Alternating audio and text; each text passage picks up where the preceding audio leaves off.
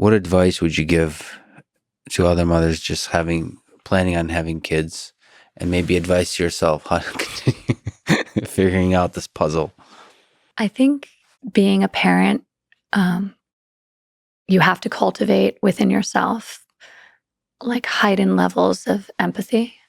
You have to really look at each child and see them for who they are, what they enjoy, what they love, and meet them where they're at. And I think that can be enormously challenging when your kids are so different in temperament. As they get older, that difference in temperament may be within the same child, depending on the moment of the day. But it really, I think it's actually made me a much softer person, a much better listener.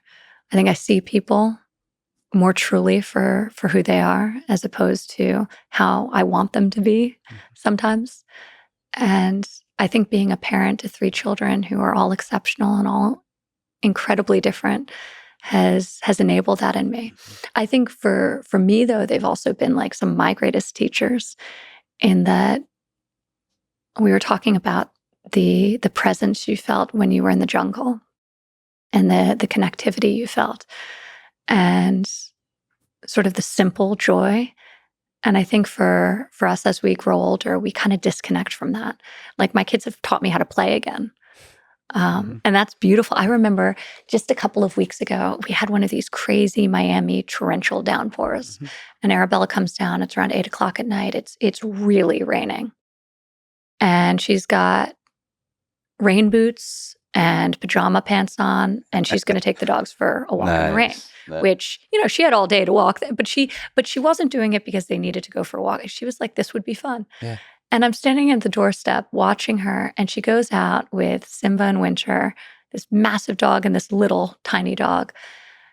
And I'm watching her walk to the end of the driveway, and she's just dancing, and it's pouring. And I took off my shoes and I went out and I joined her, and we danced in the rain. And even as like a preteen who normally, she like allowed me to experience the joy with her. And it was amazing. We can be so much more fun if we allow ourselves to be more playful. We can be so much more present. I look at Theo loves games. So we play a whole lot of board games, any kind of game. So it started with board games. We do a lot of puzzles. Then it became card games. I just taught him how to play poker. Nice. He loves backgammon, like any kind of game. And he's so fully in them. When he plays, he plays. My son Joseph, he loves nature. And he'll say to me sometimes when like I'm taking a picture of something he's observing, like a beautiful sunset, he's like, Mom, just experience it. I'm like, yes, you're right, Joseph, just experience it.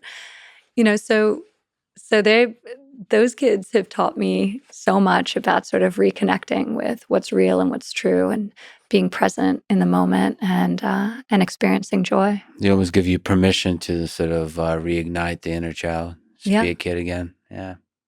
And it's interesting what you said, that the puzzle of noticing each human being, like what makes them beautiful, the unique characteristics, like what they're good at, the way they want to be mentored. Like I often see that, especially with coaches and athletes, young athletes aspiring to be great. Each athlete needs to be trained in a different way. Like for example, with some you need a softer approach. Like with me, I always like a dictatorial approach. I like the coach to be this like menacing figure. That's when that brought out the best in me. I didn't want to be friends with the coach. Like I want to almost, it's weird to say, but yelled at, like to be pushed. But that doesn't work for everybody. And that's a risk you have to take in the coach context of like, because you can't just yell at everybody. Yeah. You have to figure out like what does each person need. And when you have kids, I imagine the puzzle is even harder. And when they all need different things, but yet coexist and are sometimes competitive with one another. So you'll be at a dinner table, the amount of times I get, well, that's not fair. Why did you let? And I'm like, life isn't fair. And by the way, like, I'm not here to be fair. I'm trying to give you each what you need. Especially when I've been working really hard and, in the White House, I'd say, okay, well, now we have a Sunday and we have these hours and I'll have like a grand plan, and we're going to make it count. And it's going to involve, hot chocolate and sleds, whatever it is that like my great adventure. We're going to go play mini golf. And then I come down all psyched up, all ready to go. And the kids have zero interest. And there have been a lot of times where I've been like, we're doing this thing. And then I realized, wait a second, like sometimes you just like plop down on the floor and start playing Magnetiles, and like that's where they need you.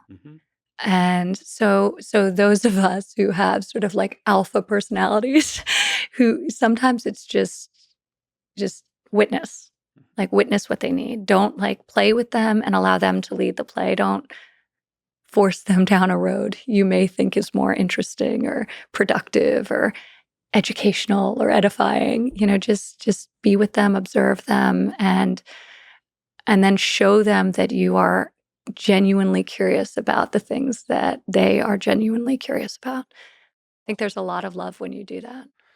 Also, there's just fascinating puzzles. I was talking to a friend yesterday, and she has 4 kids, and they fight a lot. And she generally wants to break up the fights, but she's like, I'm not sure if I'm just supposed to let them fight and they figure it out, Yeah. or you always break them up, because I'm told that it's okay for them to fight. Kids do that. They kind of figure out their own situation. That's part of like the growing up process. But you want to always, especially if it's physical, they're like pushing each other. You want to kind of stop it. But at the same time, it's also part of the play, part of the dynamics. And that's a puzzle you also have to figure out. And plus, you're probably worried that they're going to get hurt if they're. Well, I think there's like, when it gets physical, that's like, okay, we have to intervene. I know you're into martial arts, but that's normally like the red line. Yeah, sure. Once it tips into that. But there is always that, like you have to allow them to problem solve for themselves. Like a little interpersonal conflict is good. It's really hard when you try to navigate something because everyone thinks you're taking their side. You have oftentimes incomplete information. It's I think for parents, what tends to happen too is we see our kids fighting with each other in a way that all kids do. And we start to project into the future and like catastrophize. If like my 2 sons are going through a moment where they're like oil and water. Anything one wants to do, the other doesn't want to do. It's like a very interesting moment.